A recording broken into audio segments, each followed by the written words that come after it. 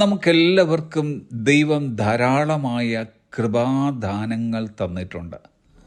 നാം അവയെ ദൈവനാമ മഹത്വത്തിനായും ദൈവരാജ്യത്തിൻ്റെ കെട്ടുപണിക്കായും ഉപയോഗപ്പെടുത്തുന്നുണ്ട്. നല്ല കാര്യം.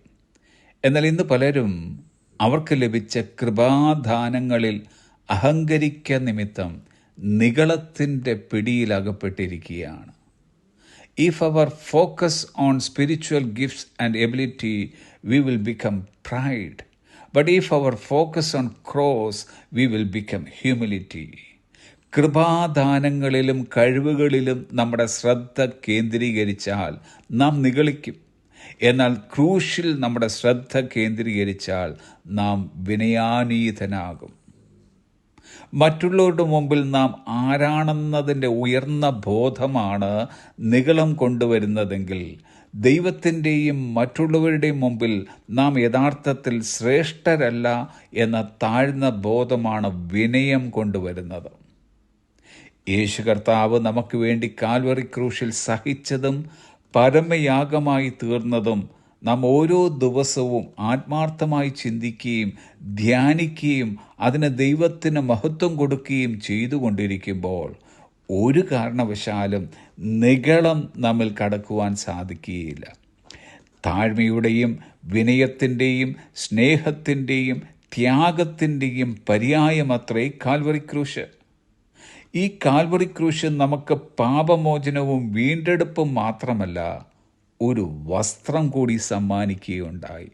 അതത്രേ ക്ലോത്ത് ഓഫ് ഹ്യൂമിലിറ്റി, താഴ്മയുടെ വസ്ത്രം.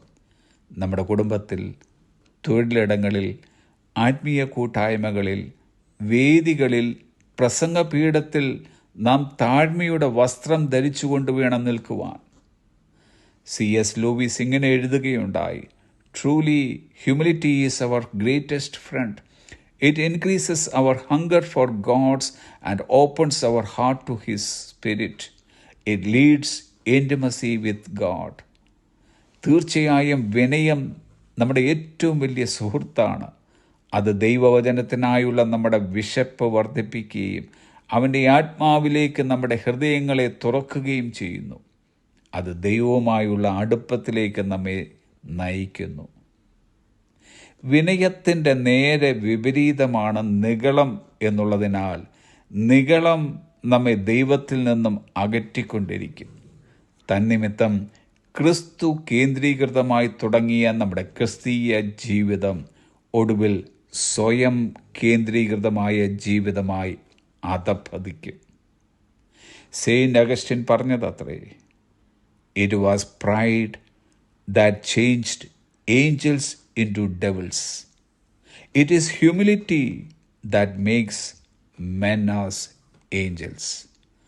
ദൂതന്മാരെ പിശാചുക്കളാക്കി മാറ്റിയത് നിഗളമായിരുന്നെങ്കിൽ വിനയമാണ് മനുഷ്യരെ ദൂതന്മാരാക്കി മാറ്റുന്നത്. Have A pleasant